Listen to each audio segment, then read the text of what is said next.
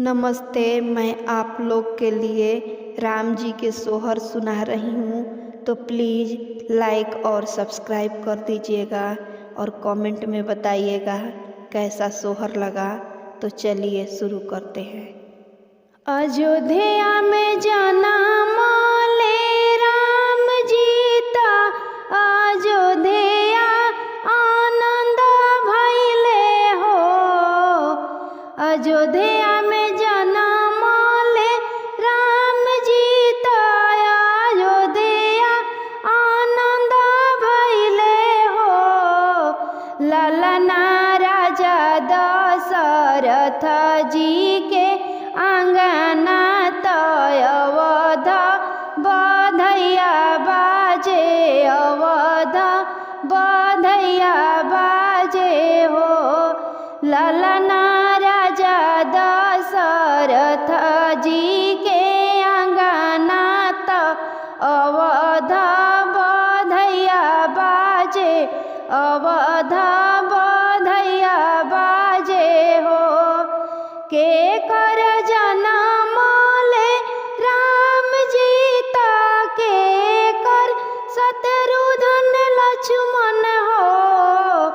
के कर जन्म ले राम जीता, के कर शत्रुघ्न लक्ष्मण हो। ललना के कर भरत भुआल तय अवध बधैया बाजे, अवध बधैया बाजे हो। ललना के कर भरत भुआल तय अवध बधैया बाजे, अवध बधैया बाजे हो। कौशल्या के जन्म ले राम त सुमित्रा के शत्रुघ्न लक्ष्मण हो। कौशल्या के जन्म ले राम त सुमित्रा के शत्रुघ्न लक्ष्मण हो। ललना के कई के भरत भुआल तय अवध बधैया बाजे, अवध बधैया बाजे हो।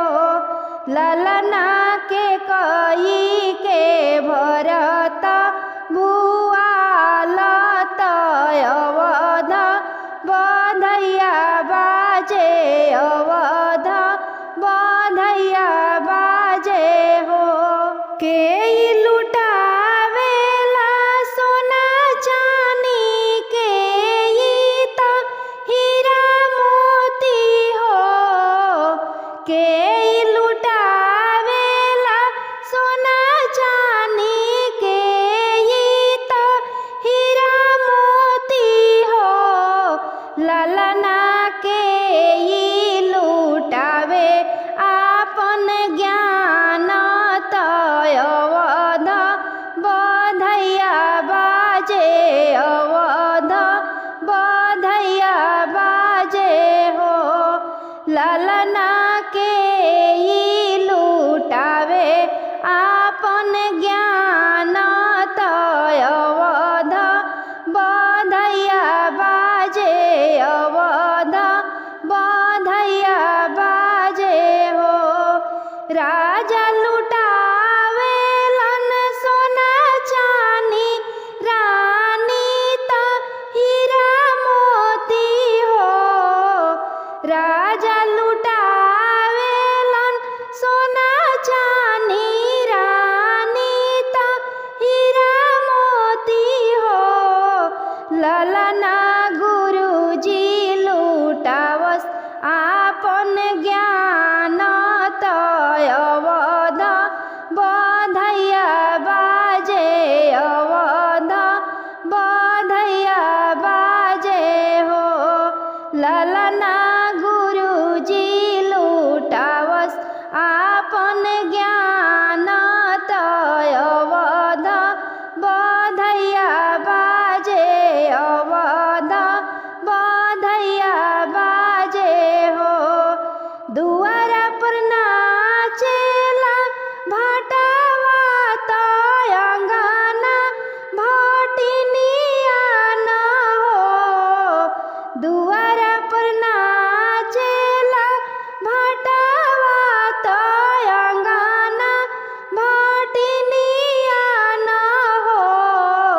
ललना सौरी में नाचेली धगड़िन तय अवध बधैया बाजे अवध बधैया बाजे हो।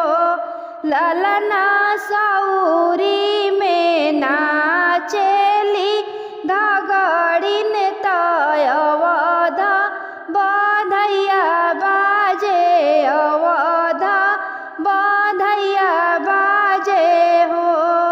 तीनों ही लोक के देवता ता फूल बरसावले हो। तीनों ही लोक के देवता ता फूल बरसावले हो। ललनाया जो पैर रखनी अयोध्या में अवध बधैया बाजे अवध बधैया बाजे हो। ललनाया जो प्रभु जी लिहनी जनमवा तय अवध बधैया बाजे अवध बधैया बाजे हो। ललनाया जू राम जी लिहनी जनमवा तय अयोध्या धन होई गईले अयोध्या धन होई गईले हो। धन धन बाड़ो राजा दशरथ राम के जनम भइले हो। धन धन बाड़ो राजा दशरथ राम के जनम भइले हो। ललना धन धन बाड़स कौशल्या रानी पुत्र के जनम देली पुत्र के जनम देली अवध बधैया बाजे अवध बधैया बाजे हो। ललना धन धन बाढ़स कौशल्या रानी राम के जनम देली अवध बधैया बाजे अवध बधैया बाजे हो।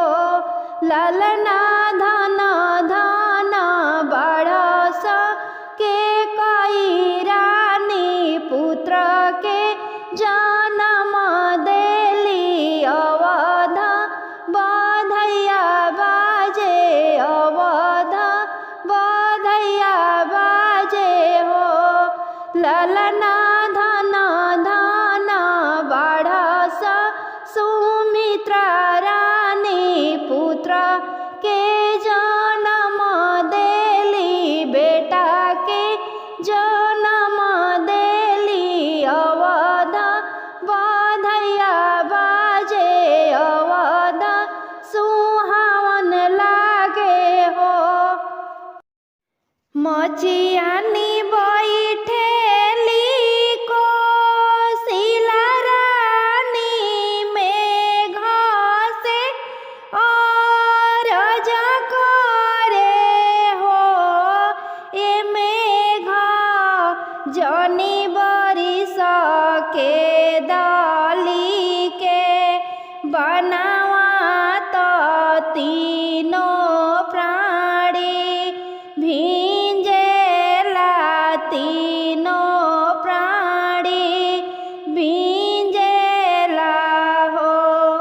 मचियानी बैठेली के कई रानी में घसे रज करे हो।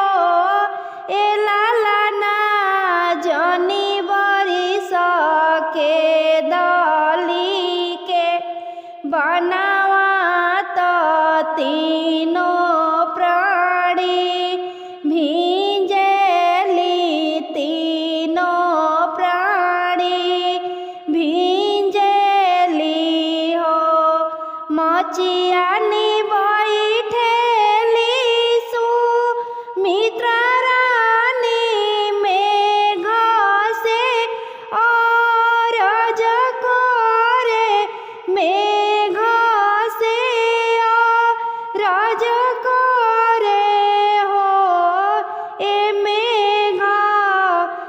पानी बारिश के डाली के बनावत तीनों प्राणी भींजेला तीनों प्राणी भींजेला हो के जे भींजेला बेला तारा के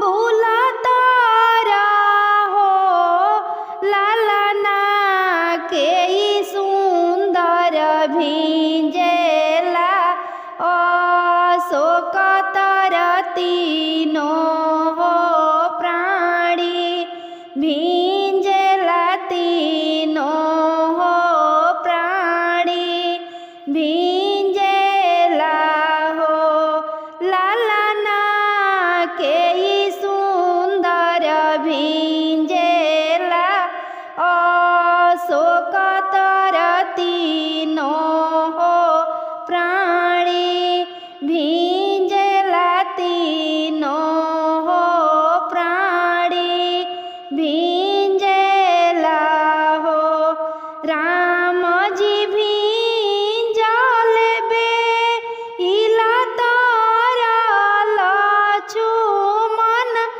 बाबुला तारा हो लालना सीता सुंदर भींजेली अशोक तर तीनों हो प्राणी भींजेला तीनों हो प्राणी भींजेला हो लालना सीता सुंदर भींजेली अशोक तर तीनों हो प्राणी भींजेला तीनों हो प्राणी भींजेला हो के कर भींजेला तिरिया तो के कर धनुया भींजे हो लालना केवन सुंदर के भींजे सिरावा सेंदूर तीनों हो प्राणी भींजेला तीनों हो प्राणी भींजेला हो लालना कौन सुंदर के भींजे आभा रानावा तीनों हो प्राणी भींजेला तीनों हो प्राणी भींजेला हो राम के भींजेला